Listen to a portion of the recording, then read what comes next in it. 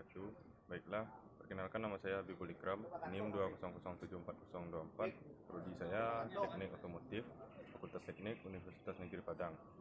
Baiklah, pada kesempatan kali ini saya akan melaksanakan observasi lapangan yang sudah diizinkan oleh para mekanik yang di sini. Baiklah, untuk observasi lapangan ini saya akan menjelaskan apa saja tentang identifikasi komponen, perawatan serta pengoperasian dari alat berat ekskavator. Baiklah, saya akan menjelaskan di sini pertama tentang ekskavator. Ekskavator ini adalah alat berat serbaguna yang dapat digunakan untuk menggali tanah, bisa juga untuk memuat material ke dalam truk, dan juga bisa untuk mengikis tebing, serta juga untuk meratakan dan memecahkan bebatuan. Baiklah, selanjutnya saya akan melanjutkan ke identifikasi komponen. Yang pertama di sini ada komponen. Komponen pertama di sini ada waket. Waket ini berfungsi sebagai pengambil material untuk dipindahkan ke suatu tempat dari tempat satu ke tempat yang lain. Kemudian selanjutnya ada komponen di sini ada link I dan di sini ada komponen link H. Kemudian selanjutnya ada komponen arem. Arem di sini berfungsi membantu menarik material dalam melakukan pengambilan material oleh waket. Kemudian setelah arem ada di atas arem silinder. Arem silinder ini berfungsi untuk menggerakkan dari arem ini tersebut. Selanjutnya di sini di bawah lingha ada di atas lingha ada komponen bernama bucket silinder yang berfungsi sebagai penggerak dari bucket ini tersebut. Kemudian selanjutnya kita komponen di atas yang ada merek Kowelco bernama boom. Boom di sini berfungsi untuk menghubungkan arem dan bucket pada ekskavator. Boom biasanya difungsikan saat pengangkatan beban.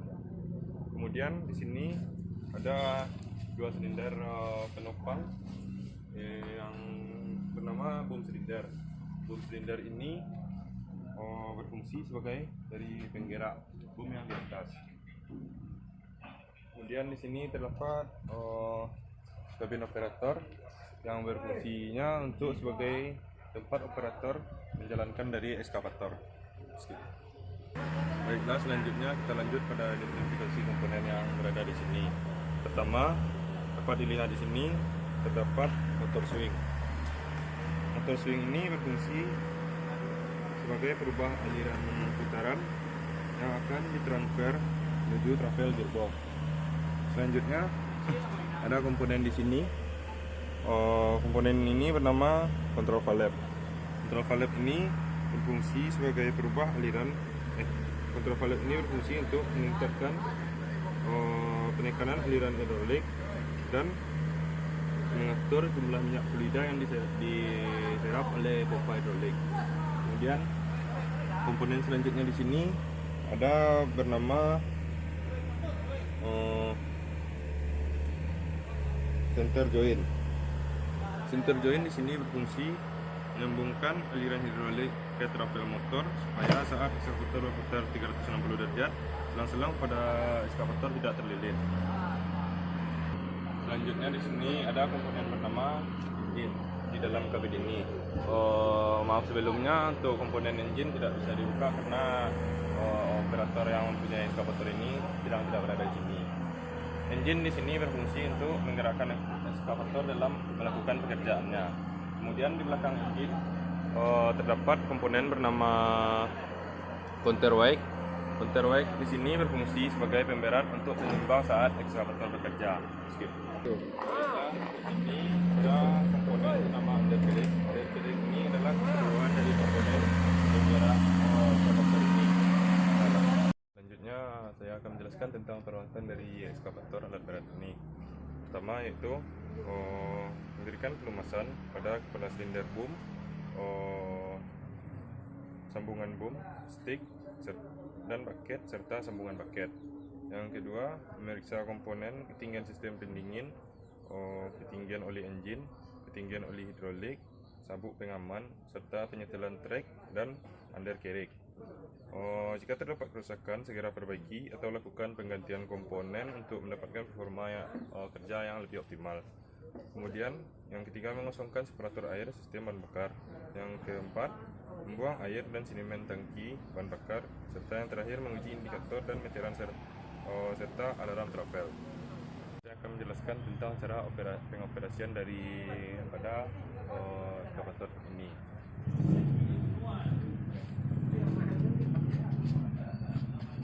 Baiklah, di sini terdapat 3 tuas.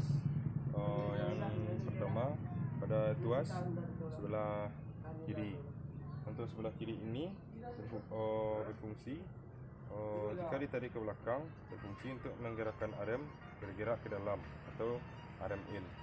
Kemudian jika tuas didorong ke depan, maka arem akan bergerak keluar atau arem out. Kemudian saat tuas digerakkan ke kanan, maka swing bergerak ke kanan, dan jika digerakkan ke kiri, maka swing akan bergerak ke kiri. Kemudian, nah, selanjutnya pada tuas sebelah kanan. Tuas sebelah kanan ini fungsinya jika tuas didorong ke depan, maka boom akan bergerak turun atau boom lowering. Jika tuas ditarik ke belakang, maka boom akan bergerak naik atau boom lifting. Kemudian jika tuas digerakkan ke kiri, maka paket akan bergerak keluar atau paket out. Jika tuas digerakkan ke kanan, maka paket akan bergerak ke dalam atau paket in. Kemudian tuas di depan ini berfungsi untuk memaju mundurkan daripada alat berat eskavator ini. Assalamualaikum warahmatullahi wabarakatuh. Baiklah, saya perkenalkan, nama saya Habibul Ikram, NIM 2074024, program studi teknik otomotif, Fakultas Teknik Universitas Negeri Padang. Baiklah, pada kesempatan kali ini saya akan melaksanakan observasi lapangan pada alat berat forklift. Baiklah, pertama forklift adalah peralatan angkat atau lifting yang menggunakan garpu atau box dengan menggunakan sistem hidrolik sebagai tenaga pengangkat. Berikut adalah komponen-komponen dari forklift. Yang pertama ada bawah ini forklift. Komponen di bawah pertama box. Box berfungsi sebagai penyangga atau sandaran. Box berfungsi sebagai penyangga utama pada saat mengangkat beban. Kemudian ini ada komponen bernama mesh. Mesh di sini berfungsi sebagai tumpuan utama pada sistem lifting. Kemudian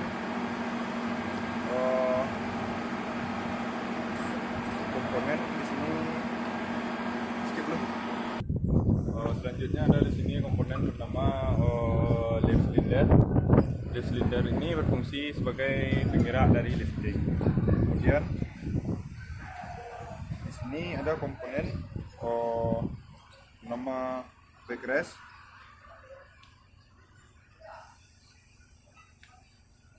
Backrest di sini berfungsi sebagai penyangga atau sandaran material yang diangkut. Selanjutnya ada komponen bernama tilt cylinder. Tilt cylinder di sini berfungsi sebagai penggerak dari komponen mesh.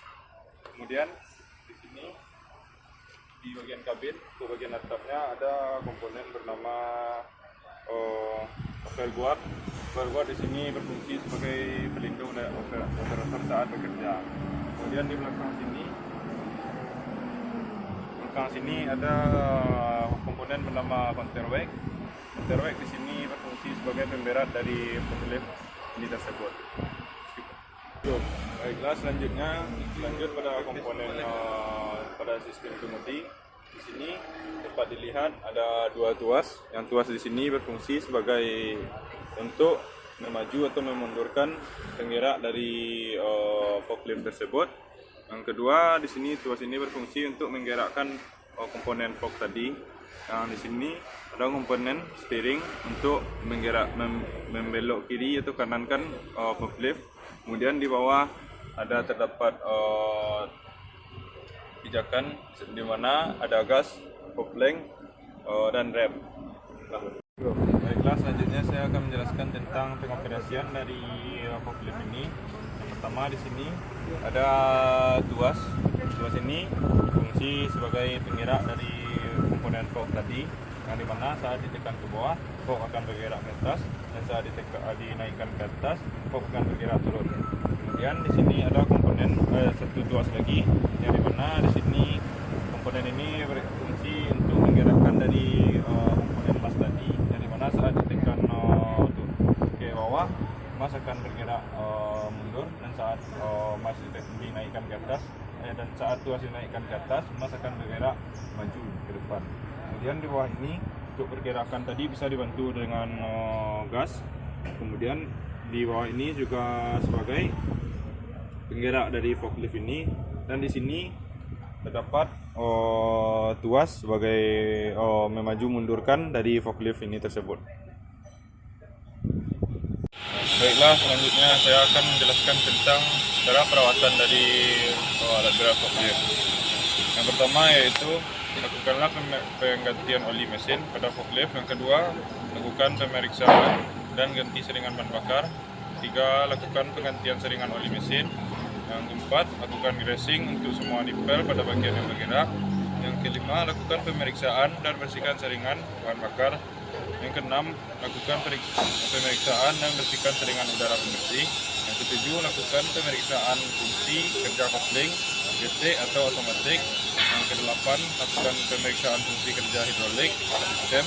Yang kesembilan, lakukan pemeriksaan fungsi kerja dari aksesoris. Yang ke-10, lakukan pemeriksaan dan setel ulang pada putaran mesin. Yang ke-11, lakukan pemeriksaan dan setel ulang ketegangan tali kipas pendingin. Yang ke-12, lakukan pemeriksaan dan setel ulang ketegangan rantai pengikat. Yang ke-13, periksa kondisi ban dan mod pengikat. Kemudian selanjutnya lakukan pemeriksaan kondisi garpu dan asesmen lainnya. Yang ke-15, lakukan pemeriksaan setel ulang fungsi kerja rem. Yang ke-16, lakukan pemeriksaan dan setel ulang radius putar. Yang ke-17, lakukan pemeriksaan dan tambahan oli hidrolik atau air pendingin radiator. Baiklah, selanjutnya saya akan melanjutkan identifikasi komponen pada alat berat loader. Berikut beberapa komponen dari alat berat loader. Yang pertama di sini ada komponen bernama bucket. Bucket di sini sebagai alat pemuat bermacam-macam material ke dalam dump truck dan untuk memindahkan material pada jarak tertentu. Kemudian di sini ada yang single di sana, lift cylinder.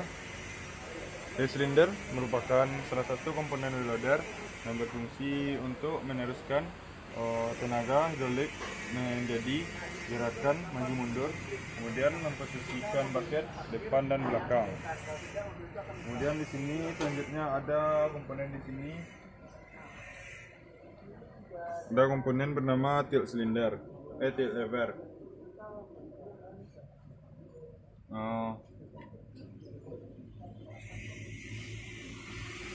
Tilt lever di sini berfungsi untuk meneruskan gerakan dari dam silinder untuk menggerakkan bucket agar dapat menampung atau membuang material. Kemudian selanjutnya di sini ada komponen bernama lift arm.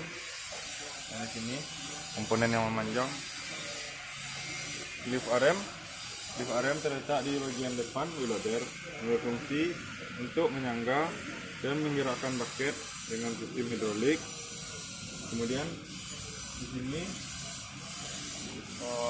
adalah komponen selanjutnya yaitu kabin. Di sini kabin berfungsi sebagai ruang operator bekerja dan sebagai pelindung operator dari bahan-bahan berbahaya saat bekerja. Selanjutnya saya akan menjelaskan tentang perawatan pada alat berat dari loader. Perawatan dari loader yang pertama yaitu periksa volume air tangki, jumlah bahan bakar minyak, dan volume minyak tangki operasi. Kemudian lakukan pemeriksaan tekanan dan bentuk ban. Selanjutnya lakukan pemeriksaan organisasi pengoperasian dan apakah tidak ada kekurangan pada peralatan sinyal. Yang keempat, lakukan pemeriksaan jumlah oli mesin. Yang kelima, lakukan pengecekan apakah ada kebocoran oli, udara, dan air pada setiap bagian. Yang keenam, lakukan pengecekan pengencangan longgar atau kuatnya suatu umur atau baut. Yang ketujuh, lakukan pembersihan saringan udara. Yang kedelapan, lakukan pemeriksaan apakah baut umur pengencangan longgar. Yang kesembilan, lakukan pemeriksaan paket, bom, rocker, apakah ada kerusakan dan kelonggaran.